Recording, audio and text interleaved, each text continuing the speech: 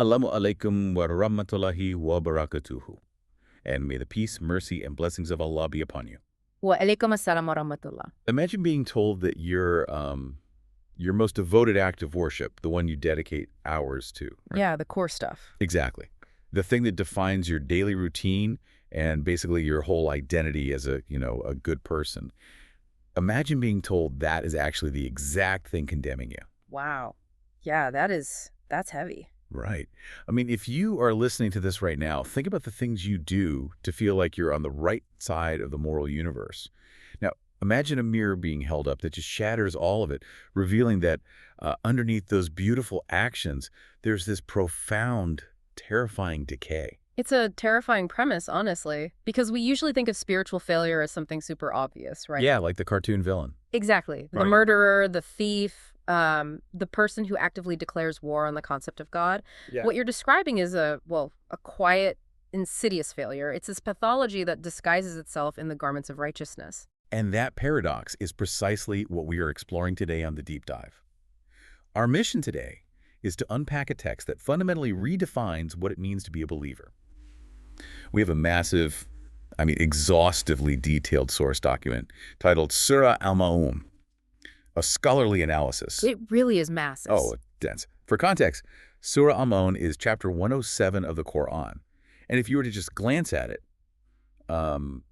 you might just brush past it because it is incredibly short. Yeah, it's only 7 verses long. Right, 7 verses. But those 7 verses act as a divine diagnostic tool. They completely dismantle the illusion of hollow religiosity. They absolutely do. And, the source document we're working from today isn't just a surface-level reading either. It is this monumental synthesis of classical Sunni exegesis, which is known as tafsir, spanning over a millennium. All the way up to modern times, right. Yeah, up to contemporary sociological critiques. It draws heavily on everything from incredibly precise linguistic analysis and jurisprudential law to historical context and modern psychology. Which is fascinating. It is. And the engine driving this entire synthesis is a core thesis, which is that this chapter inextricably links internal theology with external social justice.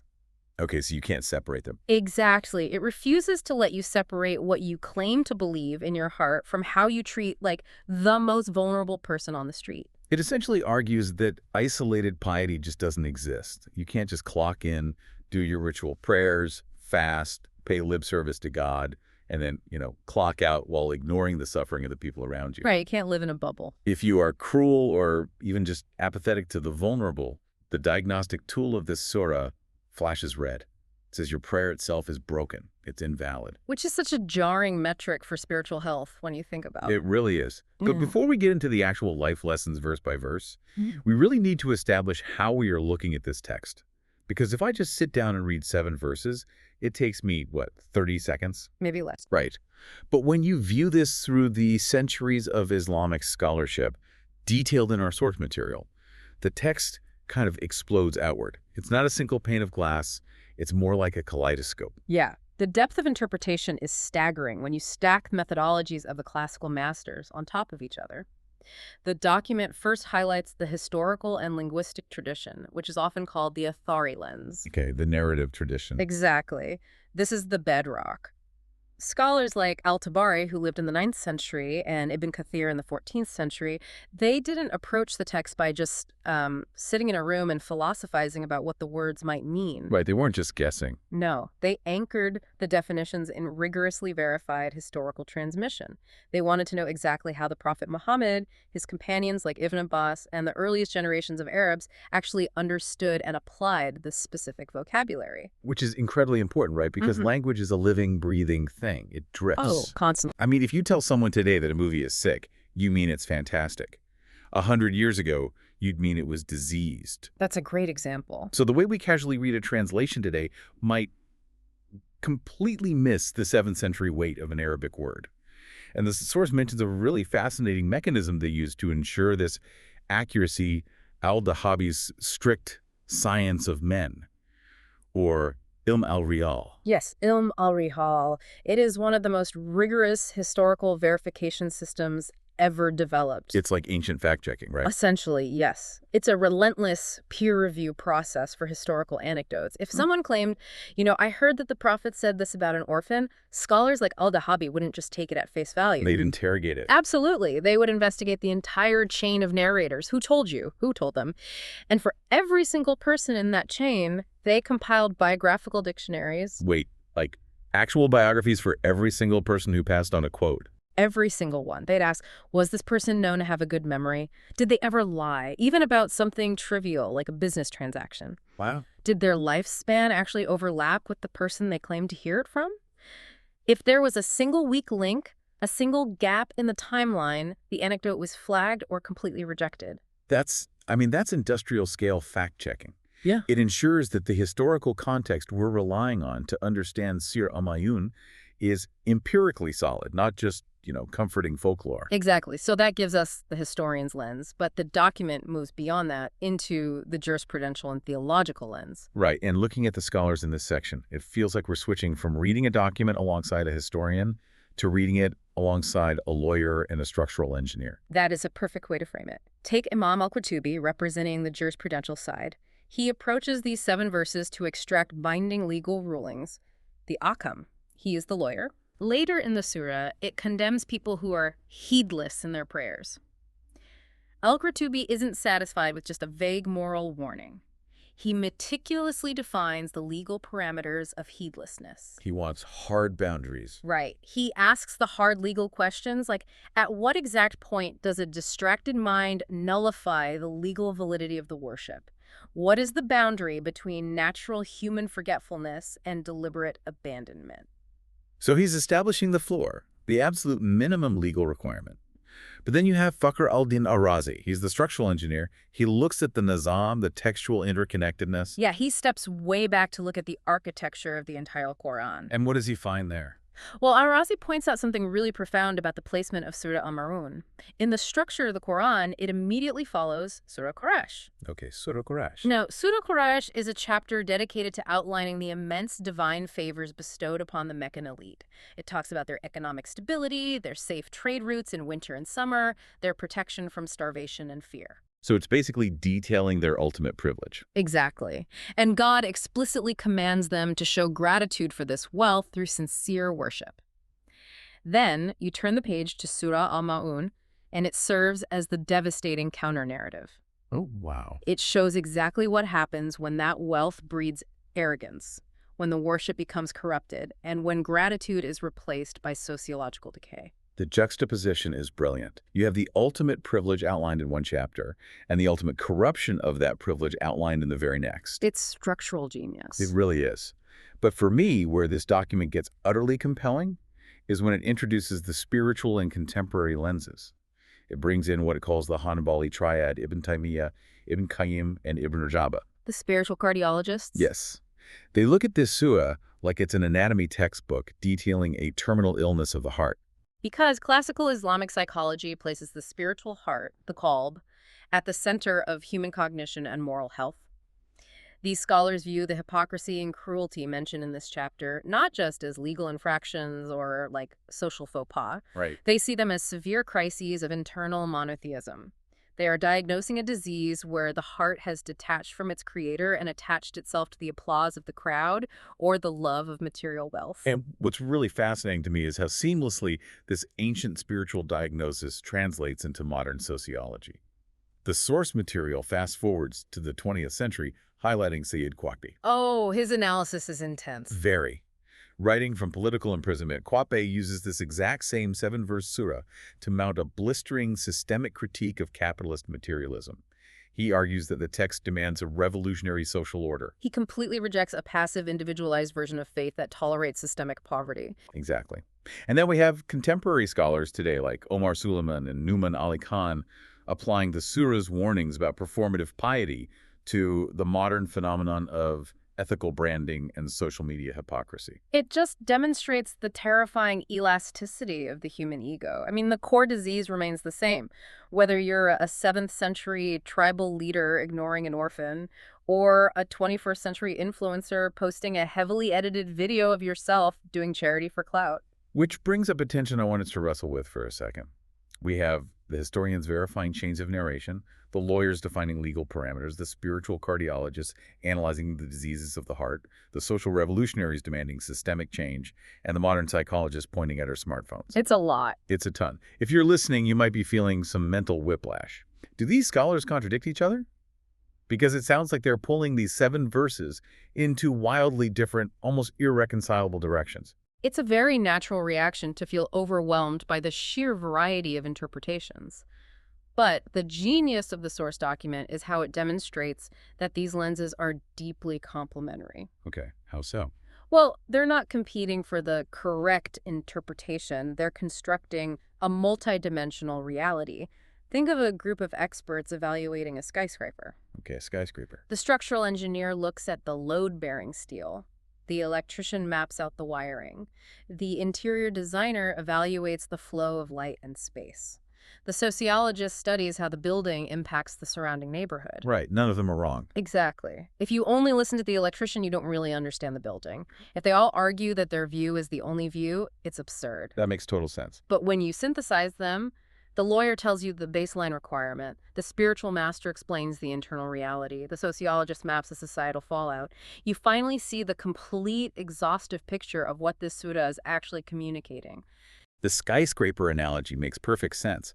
They are all looking at the exact same verses, just analyzing different layers of its impact. Exactly. So we have our lenses. We know how we're looking at this text. Now we need to figure out when and where we are looking. We need to set the scene. Because to truly internalize the heavy indictments in this surah, we cannot just read it in a vacuum. Context is everything. Right. We have to immerse ourselves in the geopolitical landscape of its revelation. And the source document frames this as a fascinating tale of 2 cities. The historical context that the Asbab al-Nuzul, or occasions of revelation, is crucial here.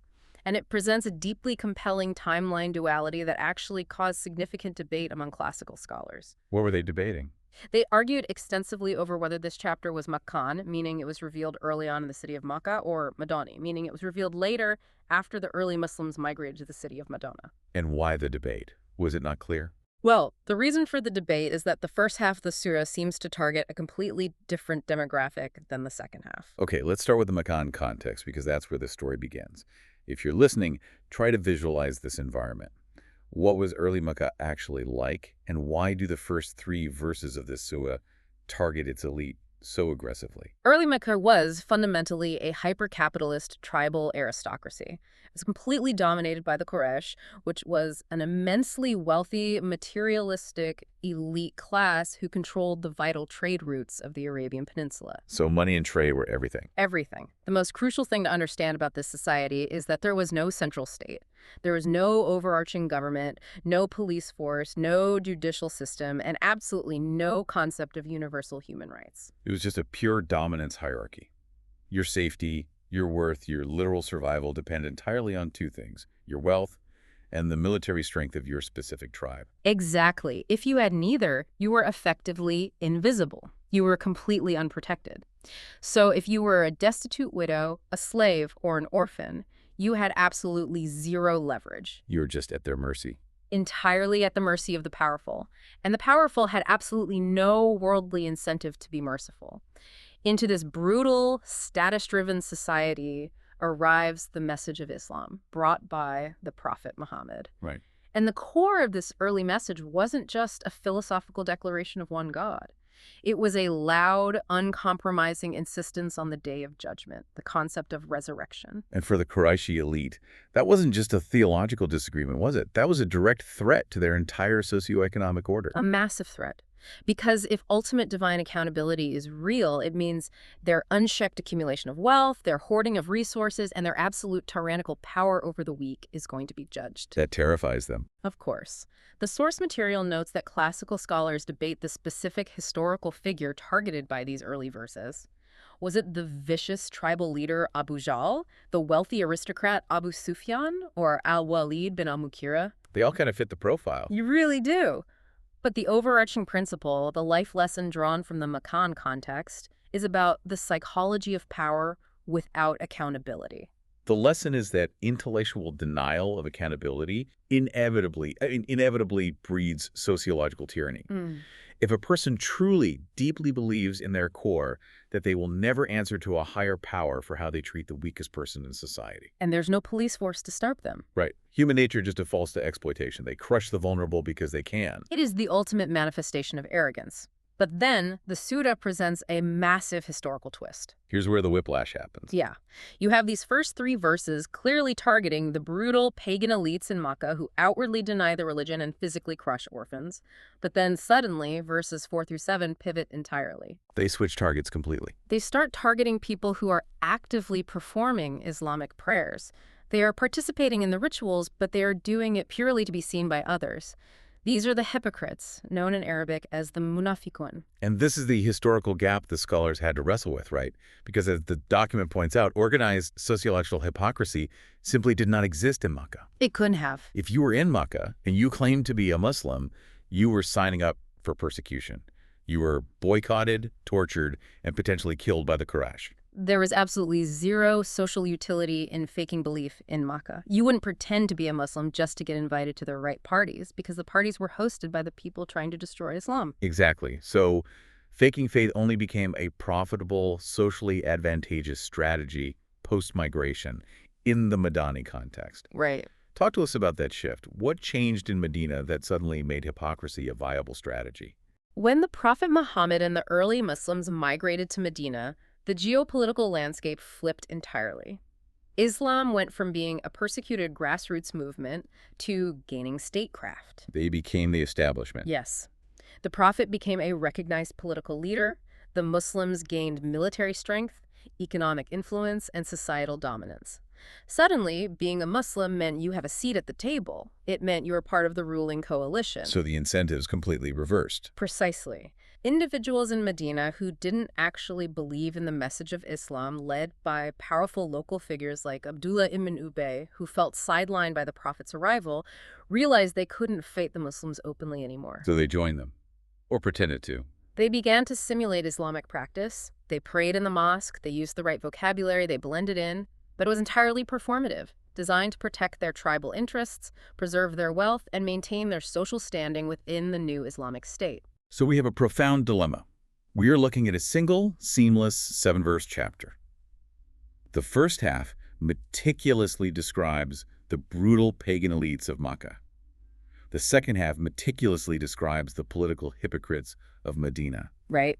Are these just 2 completely different historical documents stitched together by accident? This is where the brilliant companion of the Prophet, Ibn Abbas, provides the harmonizing insight. He proposed that this is a split revelation. Okay, how does that work? The first half was revealed during the early years in Makkah, addressing that specific crisis, and the second half was revealed years later in Medina, addressing the new crisis of hypocrisy. But they were put together. Yes, but, and this is the critical point the source document makes, it is not a historical accident or a random pasting together of verses. It is a deliberate, profoundly theological thematic pairing. So if you're listening, you might be wondering, what is the through line? What connects the ruthless Makkan warlord who denies God to the slippery Madani politician who fakes his prayers? What is the life lesson we pull from this split timeline? The psychological insight here is staggering. The root cause of both behaviors is absolutely identical. Wow, okay. Both the Meccan pagan and the Madani hypocrite suffer from a fundamental, deep-seated disbelief in ultimate divine accountability. The life lesson is that disbelief, kufr in Arabic, is like a virus. It mutates depending on the host's environment and power dynamics. That is a brilliant way to conceptualize it. Let me make sure I'm unpacking this correctly. Disbelief, when it exists in a position of absolute unchecked power like the elites in Makkah, manifests as overt, unashamed cruelty. They don't hide their oppression because they don't fear anyone. Right. But that exact same disbelief, when it exists in a position of political weakness like the sideline leaders in Medina who suddenly find themselves under Islamic rule, manifests as performative hypocrisy. They hide their disbelief behind rituals to survive and gain influence. You've captured the exact synthesis. The spiritual disease of the heart is exactly the same. Only the sociological symptoms change based on who holds the power. Whether it's overt cruelty or covert manipulation, the core reality is that they do not genuinely fear a final judgment. That is such a heavy foundational concept to carry with us as we finally transition into the actual verses. We've set the stage, we know the actors, and we understand the historical stakes. Let's look at the life lessons verse by verse, starting with the theological root of this entire pathology. Let's do it. Let's examine the sociology of disbelief and what modern scholars call practical atheism. The diagnostic tool activates immediately in verse 1. Have you seen him who denies the recompense? In the Arabic text it is, Araita alathia yukathibu bidin. The source document does a remarkable linguistic deep dive right from the first word. It points out that araita, translated as have you seen, isn't just a casual conversational opener. No, not at all. It's not like saying, hey, did you catch the game last night? Far from it. Classical scholars like Ashraqani and modern linguistic masters like Al-Mutawalli Ash-Sharawi emphasize that this is a profound rhetorical device. Ash-Sharawi draws a brilliant, nuanced distinction here. What's the distinction? Well, sometimes the Quran uses the phrase alam tara, which means did you not see? This phrasing is often used gently, frequently, to comfort the Prophet Muhammad when he is distressed by reminding him of historical events. Right, like a reassuring tone. Exactly. But our ayata is entirely different in its impact. It violently grabs the listener's attention. It is a provocative, almost confrontational teacher's prompt. It's meant to shock the intellect into a state of hyper-awareness. Oh, I see. It's essentially saying, look at this, observe this astonishingly degraded human behavior, and marvel at the audacity of it. It demands that you stop being a passive consumer of information and become an active witness. And then we hit the word adin. Now, if you ask almost anyone today what din means, they will translate it as religion. The religion of Islam, the din of Islam. Right, that's the common translation. But the text says that translating it simply as religion here is a massive oversimplification that totally misses the point of the verse. Yes, in modern colloquial parlance, din is religion. But the classical consensus scholars like Al-Tabari, Ibn Kathir, and Al-Suyuti is that in this specific Makan context, it means the hereafter. The hereafter. After means the final judgment, the reckoning. And this makes perfect sense when you look at the linguistic root. The root of the word din is dain, which specifically implies a loan, a debt, or a payback. A debt. So it's not just denying a set of abstract theological beliefs, it is specifically denying the ultimate payback, the ultimate inescapable accountability. Exactly. And this brings us to life lesson number 1 from the surah. Beware of practical atheism. The document highlights how scholars like Omar Suleiman and Yasser Qadi discuss this concept today. It's a very modern application of an ancient warning. They explain that a person can walk around all day verbally claiming they believe in God. They can fill out forms checking the box for their religion. But if their daily actions, their business dealings, their treatment of their family show absolutely no fear of future consequences, they are practically denying the din. It fundamentally shifts the definition of what it means to disbelieve. It moves disbelief from being an abstract intellectual debate you might have in a university philosophy class to a demonstrable, tangible character flaw. It makes it about behavior. Right. The Quran is arguing that you cannot just cognitively assent to the existence of God. If that cognitive belief does not transform your behavior, if it doesn't stop your hand from doing wrong, your belief is purely theoretical. In practice, you are an atheist. You operate in the world as if there is no God watching. It's the ultimate cognitive dissonance. You are telling everyone you believe in the debt, but you're spending your life like there is no tomorrow, completely unconcerned that the collector is inevitably going to knock on your door. That's exactly it. And that practical atheism doesn't just stay in the mind. It bleeds out into society. Which leads us directly into verse 2, where this internal theological failure manifests in the real world in a brutal way. That is he who repulses the orphan. Fatalika alathi yadu al yatim. Notice the incredible precision of the Arabic language here. The very first letter of that verse is fa.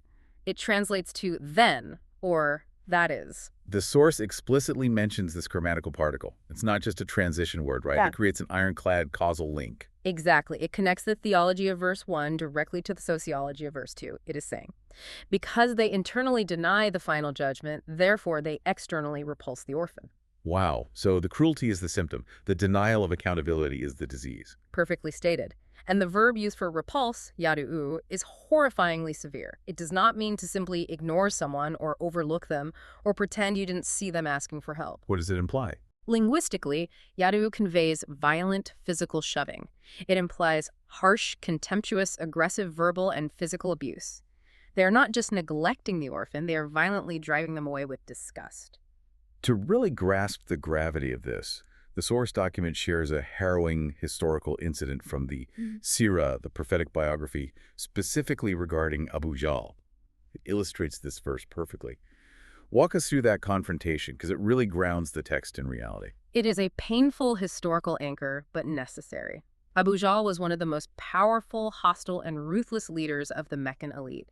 And due to the tribal laws of the time, he actually ended up as the legal testator, the guardian of a deceased man's estate. Okay, so he's managing the inheritance. Right. This man left behind a young orphan. This child, completely destitute, wearing what amounted to rags, approached Abu Jahl begging for his own father's wealth just to survive. So he wasn't asking for a handout. Not at all. He wasn't asking about charity, he was asking for his rightful inheritance.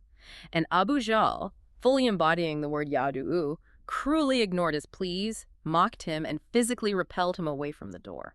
And the other elites saw this happening. They did. And the other Qurayshi elites who hated the Prophet Muhammad and always wanted to cause trouble for him saw an opportunity for a cruel joke. What did they do? They mockingly told the weeping child, "Go ask Muhammad to help you get your money from Abu Jahl." They knew Abu Jahl despised the Prophet, and they wanted to orchestrate a humiliating confrontation. But the joke backfired spectacularly. Completely. The child went to the Prophet, and the Prophet didn't hesitate, didn't calculate the political risk, and didn't make excuses. He didn't form a committee. No. He took the destitute child by the hand, marched straight across the city to Abu Jahl's residence, and banged on the door. When Abu Jahl answered, the Prophet demanded with absolute unwavering authority that the wealth be restored to the boy immediately.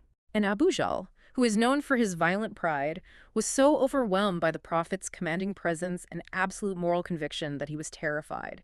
He immediately yielded, went inside, and handed the wealth over to the child. That story gives me chills. The Prophet leveraging his entire being to protect a child who had nothing to offer him in return. And that brings us to life lesson number 2. True faith is proven by protecting the vulnerable. It is the acid test. If you were listening to this, think about the metric of your own faith.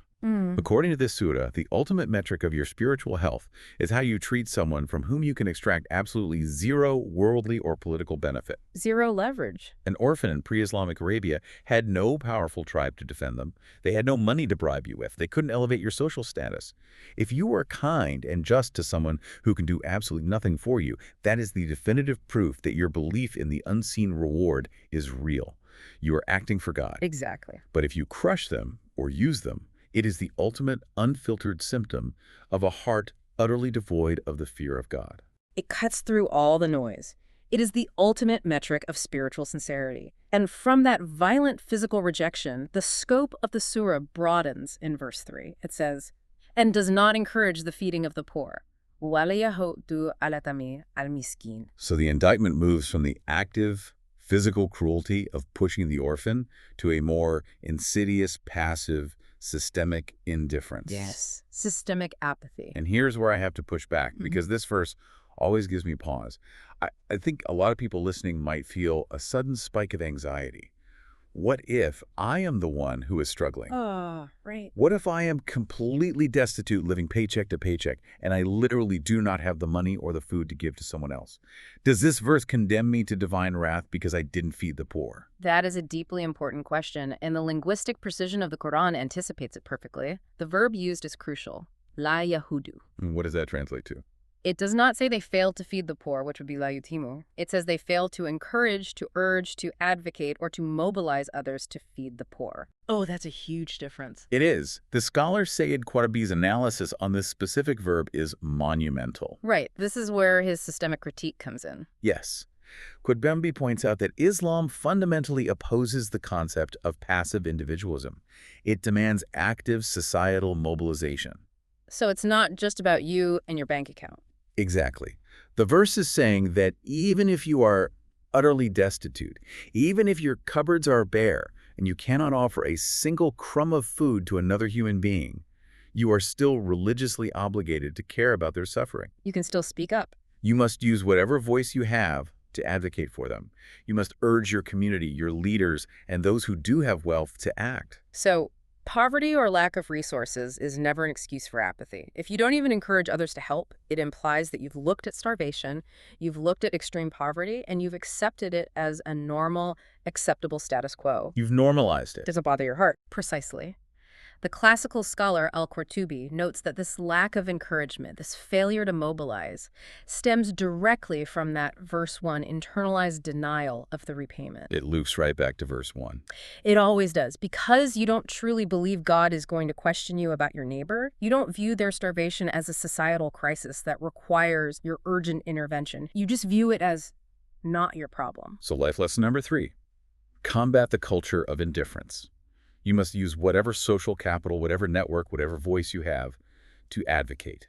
Apathy toward poverty is literally equated here with the denial of the religion itself. It's a severe indictment. It frames poverty not just as an economic issue, but as a collective societal sin of omission. We have established the baseline. The first 3 verses have diagnosed the Meccan elite's overt cruelty and systemic apathy. But then the surah executes one of the most shocking structural pivots in the entire Quran. Yeah, this part is wild. It shifts from condemning brutal pagan warlords to issuing a terrifying apocalyptic threat to people who are actively currently worshiping. This transition is mind-bending. Verse 4, so woe to those who pray. Fawailun lil musallin. I mean, if you're listening, just pause and sit with that sentence. That is jarring. It really is. Usually you expect religious texts to say, woe to the murderers, woe to the thieves, woe to the oppressors, but woe to those who pray. It violently shatters the illusion that mechanical religion is a safe harbor. It completely upends the expectation of the listener. And we really need to understand the theology behind the word wail, translated as woe. It is not just a generic exclamation of sorrow, like, oh, woe is me. It's not a slap on the wrist. No. The source mentions the scholar Ibn Rajab discussing the terrifying reality of this word. It's actually a specific place. Yes. According to deeply rooted prophetic traditions, wail refers to a specific horrifying valley situated deep within the hellfire. A valley in hell. Yes. The descriptions state that the severity, the punishment, and the intense heat of this specific valley are so extreme, so overwhelmingly destructive, that the rest of the hellfire itself seeks daily refuge with Allah from it. That is almost incomprehensible. The fire itself is terrified of this valley. Yeah. And the people destined for it are al-Muzalun, those who pray. That is the intended shock value of the revelation. To take a person who is engaged in the highest, most sacred form of physical Islamic worship, the daily prayer, and threaten them with the deepest abyss of hell. Which brings us to life lesson number 4. Beware of hollow religiosity. The text is establishing that rituals, no matter how perfectly executed physically, are entirely devoid of value if they lack ethical transformation and internal sincerity. They don't save you automatically. They do not elevate you. In fact, if performed hypocritically, they serve as active evidence against you, inviting divine wrath. But the surah doesn't just drop that terrifying threat and leave us hanging in despair. It immediately qualifies the threat in verse 5, so we know exactly who it is talking about. It says, who are heedless of their prayer, alathina hum an salatihim sahun. And here, the classical scholars engage in a massive debate over the definition of sahun, or heedlessness. What exactly constitutes a heedless prayer that dooms you? Imam al-Tabari and Ibn Kathir, drawing heavily on authentic hadith, define it primarily through the lens of time and priority. They define it as consistently, habitually, and deliberately delaying the prayer entirely outside of its legislated time boundaries without any valid excuse. The source document details the famous prayer of the hypocrite to illustrate exactly what this attitude looks like. It's a chillingly vivid prophetic tradition. It describes a person sitting idly, completely engrossed in worldly affairs. Maybe they're counting their money, chatting, just hanging out. Just killing time. Right. They know the time for the afternoon prayer is slipping away. They watch the sun go down until it is resting between the two horns of Shaitan, which is a metaphor for the very last moments of daylight before sunset. A time when pagan sun worshippers would bow. Right, exactly. And at that absolute last panicked second, they hurriedly stand up and rapidly peck the ground 4 times like a crow pecking at seeds. Wow, pecking. That's such a dismissive image. There is no tranquility. There is no actual remembrance of God. They are just rushing through the physical motions to dodge the societal stigma of not praying. It is the ultimate cynical tick box exercise. But there's also a deeply comforting, incredibly nuanced linguistic detail here that the source brings up from the classical scholar Atta bin Dinar. Oh, this is a beautiful distinction. And I have to say, when I first read heedless of their prayer, I panicked a little bit.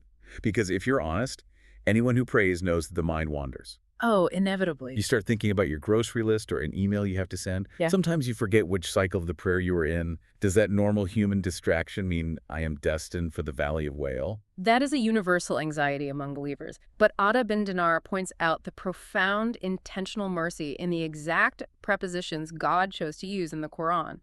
The verse says, "An salatihim sahun," which translates to heedless of their prayer. Of their prayer. It explicitly does not say fi salatihim sahun, which would mean heedless in their prayer. Okay, let's use an analogy here to make this crystal clear. The missing the meeting analogy. Yes, let's hear it. Let me see if I'm grasping this.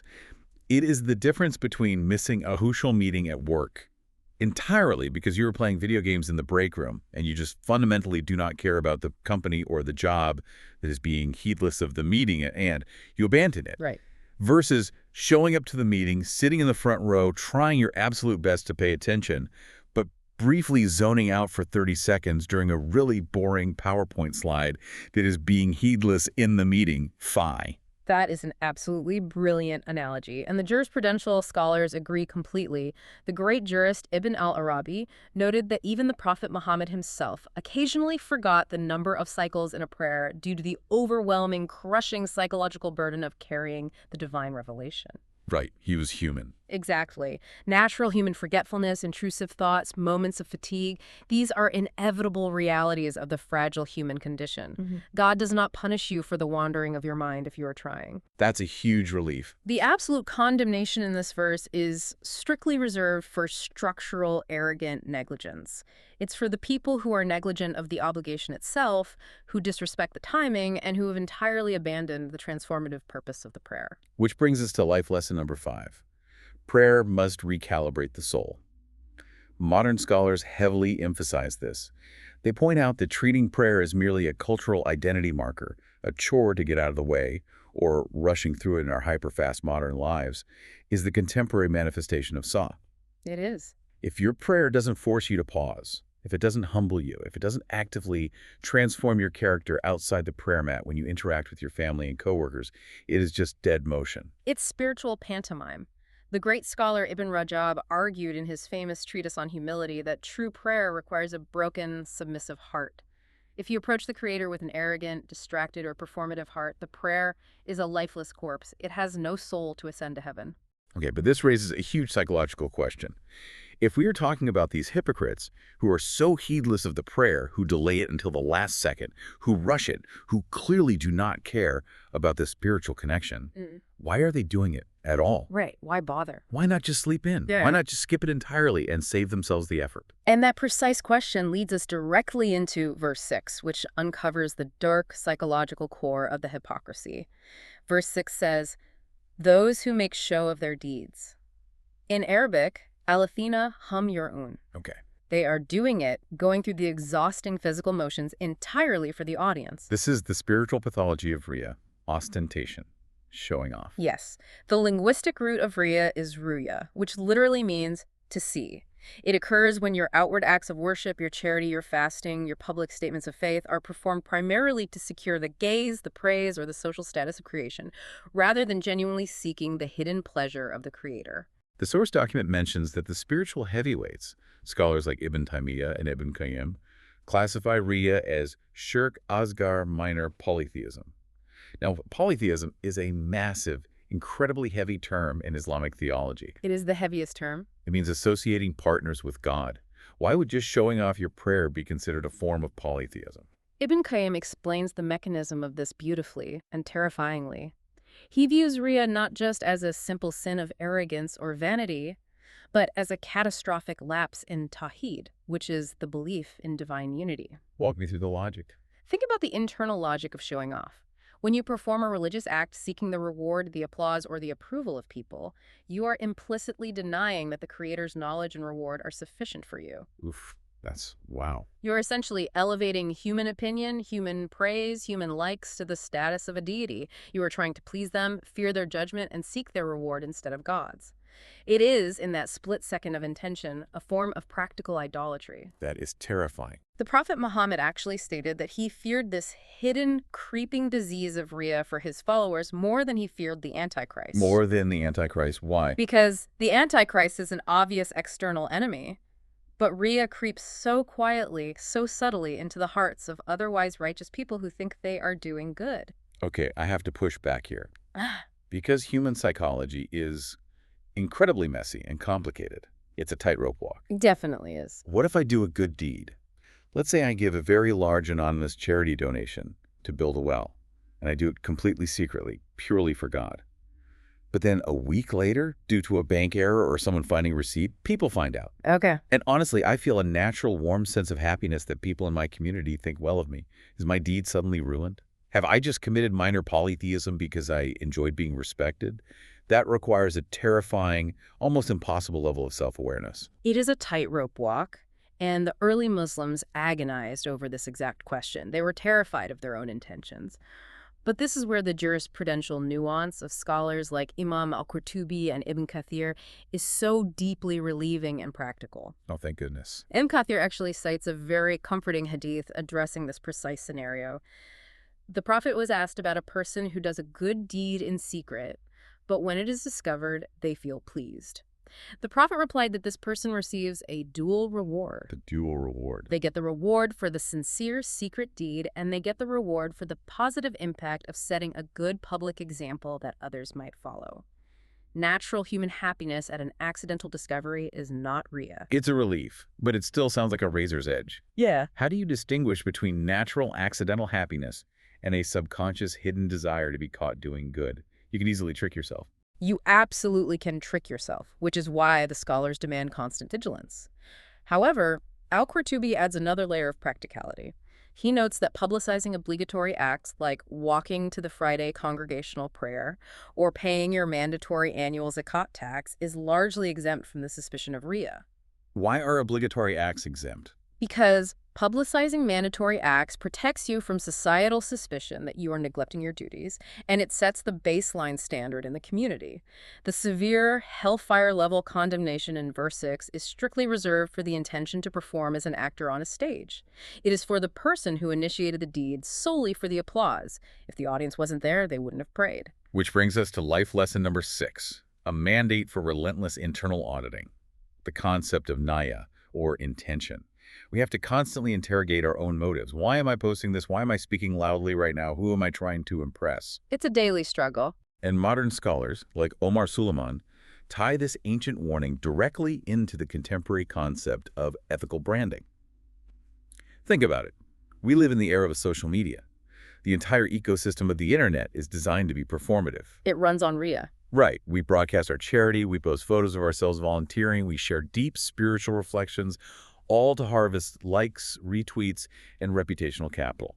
We are building personal brands out of piety. It is the ultimate commodification of religion. You are taking the sacred, the intimate connection between a soul and its creator, and you are using it as currency to purchase the profane, fleeting internet fame or social clout. It is the ancient, devastating disease of Riyya, digitized and broadcast on a global scale.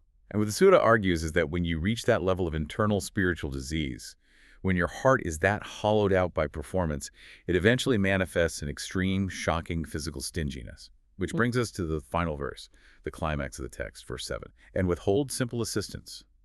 وَيَمْنُونَ Al Maa'un. This final verse crystallizes the ultimate devastating social consequence of a hollow faith. But the specific word used at the very end, Al Maa'un, generated a massive, fascinating semantic dispute among the classical scholars. Oh, what were they disputing? What exactly is the minimum threshold of social responsibility? What is the baseline of human decency that, if you withhold it, invites the wrath of God? The source outlines 3 main camps of interpretation regarding what Al Maa'un actually refers to. Let's walk through them because they offer different scales of severity. First, we have the strict legalists. Right, the jurisprudential heavyweights. Scholars like Ali ibn Abi Talib, Imam Malik, and Ibn Umar. They interpreted the word Al Maa'un strictly as the obligatory zakat tax, the mandatory wealth tax given to the poor. Okay, what was their reasoning? Their theological reasoning is based on proportion. They argue that the severe threat of woe and the terror of the Valley of Hellfire must logically align with a formalized, major legal violation of Islamic law, not just a minor social discourtesy. Withholding the zakat is a major sin, so it fits the punishment. Okay, that makes legal sense. It matches the severity. But then you have the linguistic and hadith-based scholars, like the great companions Ibn Masud and Ibn Abbas. They looked at the word differently. What did they say? They bypassed the formal legal definitions and looked at the everyday cultural usage of the word in 7th century Arabia. They interpreted Al Maa'un as basic household loans. We are talking about incredibly mundane items: buckets, cooking pots, axes, scales, a needle and thread. A bucket. Yes, these are objects that you lend to a neighbor. They use it to fulfill a basic need. The item remains completely intact, and then they return it to you. It costs you absolutely nothing. You lose zero wealth by lending a bucket. Exactly. It requires no financial sacrifice whatsoever. It merely requires a microscopic drop of human goodwill. And the third camp went even further. The document mentions Aisha, the prophet's wife, and linguistic scholars like Al-Farah. They took an even more elemental approach. They interpreted Aman as the life-sustaining elements freely provided by nature, specifically water, fire, and salt. Wait, water, fire, and salt. Yes, their philosophical point is devastating. These are elements that God provided freely to the earth. You did not create the water or the salt. For a human being to hoard these natural resources and deny them to a neighbor in need is the absolute unfathomable height of human malice and arrogance. So we have three drastically different interpretations. Is it the mandatory wealth tax? Is it a neighbor's bucket? Or is it a handful of salt? How do we synthesize these varying views into a single takeaway? The classical scholar Ikrimah synthesized the debate beautifully. He said the head of Al Maa'un, the absolute peak of the obligation, is indeed the zakat. But the least of it, the absolute floor of human decency, is lending a needle or a bucket to a neighbor. Meaning the term encompasses the entire spectrum of giving, from high-level financial redistribution to the smallest micro-interaction over a garden fence. And this gives us life lesson number 7. Stinginess is the culmination of spiritual decay. It is the final symptom. If you're listening, I want you to trace the entire terrifying arc of this surah with us, because it is a progression of a disease. Let's map it out. It is a descent. It starts in verse 1 as a purely internal, invisible theological failure, a private, intellectual denial of the day of judgment. You don't think you'll be held accountable. Okay. Then it mutates in verse 2 into overt physical violence against the vulnerable, violently repulsing the orphan. In verse 3, it cools into a chilling, systemic apathy. You don't even bother to encourage others to help the starving. You're completely numb to it. Exactly. Yeah. By verses 4 and 5, this rotting worldview infects their actual worship. They stand on the prayer mat, but the prayer is a dead, heedless motion. In verse 6, the prayer becomes a theatrical performance, entirely hijacked by the desire for human applause. And finally, the climax of the disease in verse 7. This spiritual cancer has metastasized so deeply into the person's character that they stubbornly refuse to offer the most costless, simple, everyday act of human cooperation. They won't even lend their neighbor a bucket. It is a total, catastrophic unraveling of the human soul. The surah demonstrates that a heart that disconnects from the reality of God inevitably becomes entirely disconnected from the humanity of others. The two are locked together. Which brings us to the ultimate conclusion of our deep dive. We've explored the diverse lenses of the scholars, we've walked through the violent history of Makkah and the political hypocrisy of Medina, and we've analyzed the terrifying psychological progression verse by verse.